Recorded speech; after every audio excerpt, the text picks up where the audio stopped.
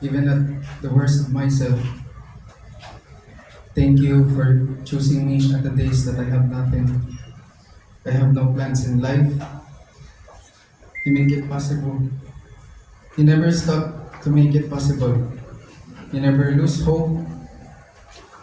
I promise to encourage you to follow your dreams, and I promise to continue to challenge you at the best version of yourself, like you always did for me.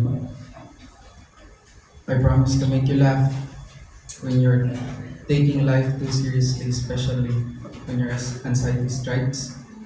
I promise to love you unconditionally. I promise to put you first and never lose our spark. I promise to never stop singing you till you put to sleep, although sometimes you wish it with a combination of dance. Our journey as a family has only just begun, and I can't wait to see what the future holds us.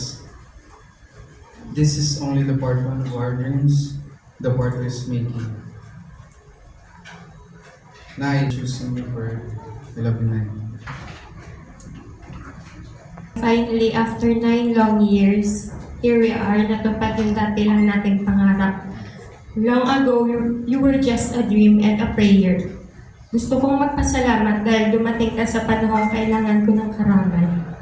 Salamat dahil hindi ko pinilit, pero kusa kang dumating at kusa kang binigay sa alam kong panahon at tamang pagkakataon. Salamat sa araw-araw na pagsama sa panahong hindi ko na kaya. Salamat sa pagsalo ng lahat ng bigat para maging magaan. Alam kong ikaw ang binigay sa akin dahil alam kong ikaw ang magiging sandalan ko sa lahat ng kailangan ko. Salamat din sa pagpalangga sa aking pamilya, lalo na kay Mami. Pangako ko noon, ngayon at sa habang buhay, nandito ako sa tabi mo, alagaan kita. Hindi man kasing galing at kasing tiyaga ng pag-aalaga mo, pero gagawin ko ang best ko para matumbasan lahat ng ginagawa mo. Salamat sa araw-araw at sa mga susunod pang araw.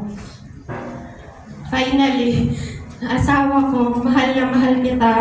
Huwag kang magsasawa dahil simula ngayon, siguradong araw-araw wala ka ng choice. Okay, thank you. Palakpakan natin si Victor at Trisha. Salamat po. Okay po. Natapos tayo sa mag-asawa. Nandito po yung parents ni Trisha at Victor.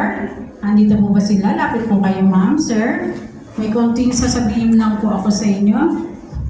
Okay po. Sino po ang parents ni Trisha? Ay, ma'am. Sige po. Okay, sa mga magulang po ni Trisha and Victor, kayo may laging pumapayan at bibigyan ng suporta at pag-iintingin ng Panginoon sa dibdib ni Victor at Trisha ng iyong mga dasal at pagmamahal. Okay, sige po. Ma'am, may papayan po ba kayo sa mag-asawang ito? Sige po.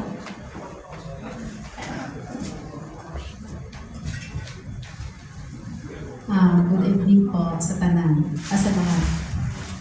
Ang masasabi ko lang sa inyo, normal ang mag-asawa, nag-aaway, pero kailangan isa sa inyo ang makumbaba para maayos ang lahat at walang problema. Congratulations. I love you both. Ayun sa ni nanay. Sige po. Thank you po. Palakpakan natin yung parents ni Trisha at Victor. Thank you po. Salamat po. Opo na po kayo. Sige po. Okay, mga ninong at ninang naman. Sige po. Asan po? Hindi pa muna. Tayo muna kayo, Trisha. Nasaan po yung ninong at ninang? Sige po, tayo na lang po. Mga ninong at ninang. Okay, sa mga halimbawa po para sa kanila. Tinatanggap po ba, ma'am, sir?